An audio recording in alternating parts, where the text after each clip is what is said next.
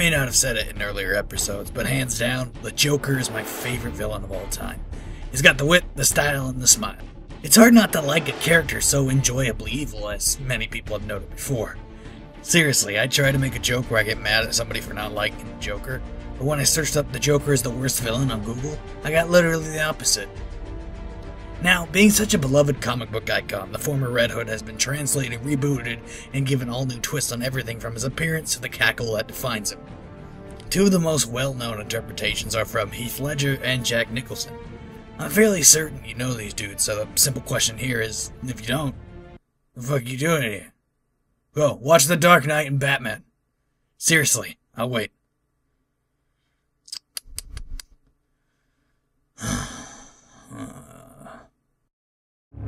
These two are widely considered to be the greatest Jokers to ever grace the Batman film franchises.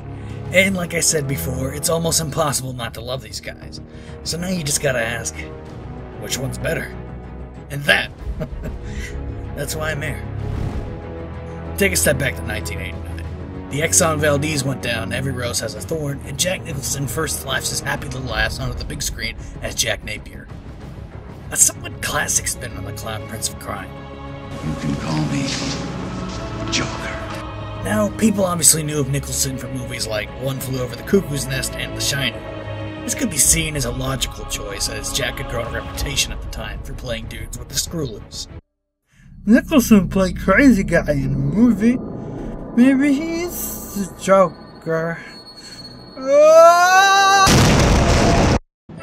Anyways, Tim Burton's Batman went on to become one of the highest grossing films of that year and solidified Napier's position behind the smile for years to come. This version would go on to mark the best descent into the heavily gothic, gritty overtone that these films would go on to project. While a lot of people saw some flaws with the film, it generally saw a pretty good reception, with Nicholson in particular for his performance as the Joker, with many people agreeing that he stole the show. Every scene seems to have been masterfully written specifically for his character and leaves most filmgoers with just what he wants, a fucking smile.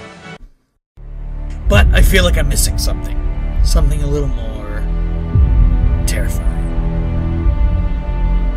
I'm a man of my word. It's December 2008, and this fucking juggernaut comes through like, hey, I will make $1 billion. And guess what? It did just that. This movie is widely considered as one of the best, if not the best superhero movies of all time. Do I think that?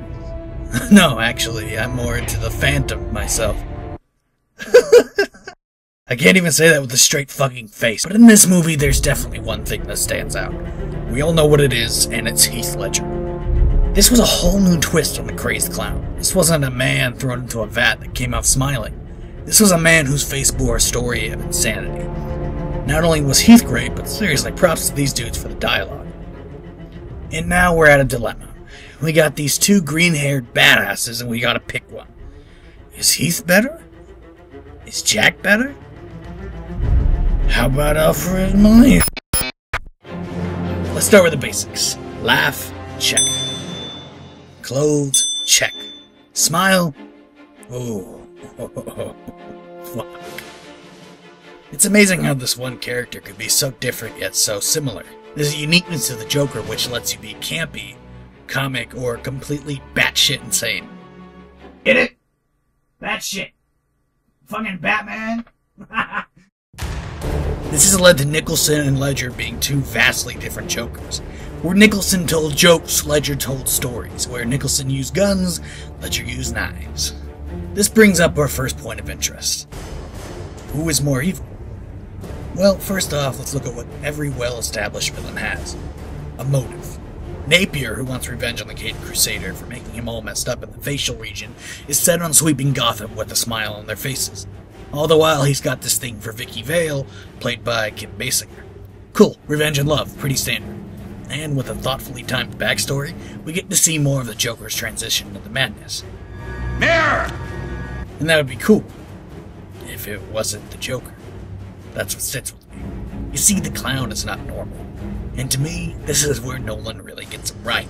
There's no point to Joker's madness. As Heath says in The Dark Knight, he just does things. You know, I just do things. He didn't want the money. He didn't want followers. He just wanted chaos. It's about sending a message. As well, there was a certain levity to Nicholson that staved off some of his more terrifying qualities. This I would like to blame on Burton's wish to stick towards a more classic comic book feel. I mean, come on, we've seen Jack Torrance. We know that this man can be scarier than shit. Just let him do his thing. He's an amazing actor. And thankfully, there's times where this side of Nicholson really shows. Wait till they get a load of me. These are the parts that, to me, feel the most genuine of the comic book Joker. Maniacal, intense, and chaotic, Jack's version is undeniably closer to the source material. While Ledger is more original and oxymoronically stays true to the concept of the clown, Jack is so far the best adaptation straight out of the comics. Shh, shh, shh, shh, shh. But here's what I'm truly questioning. Who is the best Joker? Sure, Napier is pretty close to the original comics, particularly the Killing Joke, but was he better than Ledger? Well, looking back while writing this episode, I realized something that I've never noticed before.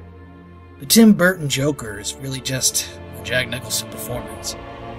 I mean, it fits the clown's profile, like I said, but is it really that far from Jack Nicholson? And you know what? That's fine. It suits this version of the Joker, but that is not what's best about him. Nicholson's Prince of Crime really comes from what's written around him and the Joker's surroundings. He's got the hand buzzers, revolvers, laughing gas, gags, acid flowers, feather darts. Whoa! The fuck? What's that? Fucking bird-ass feather knife!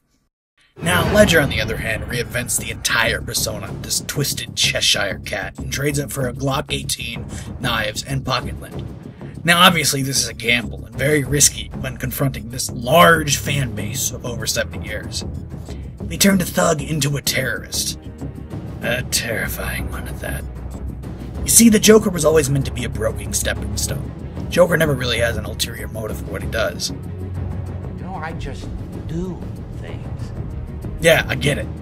He's just there as a thorn in Bruce Wayne's side. And through all of Ledger's speeches, you kind of see that he's nothing more than an anarchist. More so than the man who rides in chaos as he so proclaims. Sure, that's cool, it fits the bill more closely than what Nicholson the Joker wants, but it definitely opens the table for more of what defines the Joker, spontaneity. That's what's so cool about him. You never know what he's gonna do, even though you should. Motherfucker does things because he wants to, but what exactly is he gonna do? Is he gonna put a grenade in a senator's ass? Is he gonna disfigure the Statue of Liberty? You never know. And that's his genius. You just never know. Heath was more akin to the uncontrollable flame that is regarded as normal for the Joker, where Nicholson took the motive and spun it on its heels. While both took their gambles, they both pretty much succeeded at what they were set out to do. Laugh and mess things up? Why? Because it's funny. But adaptations are adaptations and renditions are renditions. While Jack may be more classical, Heath is more engaging. Does that mean, all in all, Heath is a better Joker? Well, that comes down to the taste. When attempting the way out of the values of classicality and entertainment, you have to keep in mind that both characters are different takes on the same source. No! Get that out of here! That one too! Oh, fuck. The comic book Joker has inspired most of his incarnations to bear these traits. Psychopathic, genius level of intelligence, less predictability than life itself, and is in himself the yin to Batman's yang. For the most part, Heath and Jack display these character traits. It's all about how they're displayed. Maybe you see it in a laughing box, or maybe you see it on the way down. Like I said before, I found it amazing that two vastly different characters are essentially the same person. However, through time, the comic book Joker has seen a few incarnations as well. Most dominantly, his psychopathic murder and mischievous clown sides. Tim Burton's Joker reflects the clown, whereas Nolan displayed the psychopath. Both done very efficiently. So, with all that in mind, who played it better? Is the Jack Nicholson comic zany antics of a thug with a chemical imbalance? Get it! Holy shit! No more weed! I don't know, maybe just one slice. Or is it Heath's dark, deeply disturbed agent of chaos with a love of sharp, stabby objects? Well, after looking over these two, it became really obvious. While being a huge Batman fan, I was conflicted when choosing the classic or the manic. But in the end, I think it's clear that Gotta say, I put you in that longer.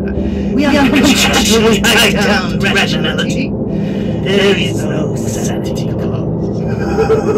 It's all a joke. Still, the heart is such a sweet song. So, I leave you with this. Why so serious?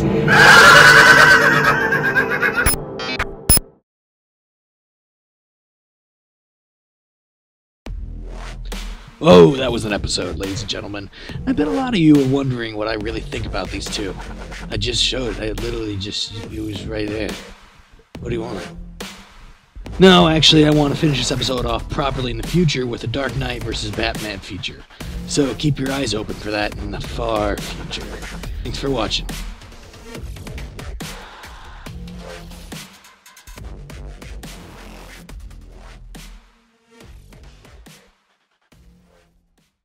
So, I leave you with this. Why so serious?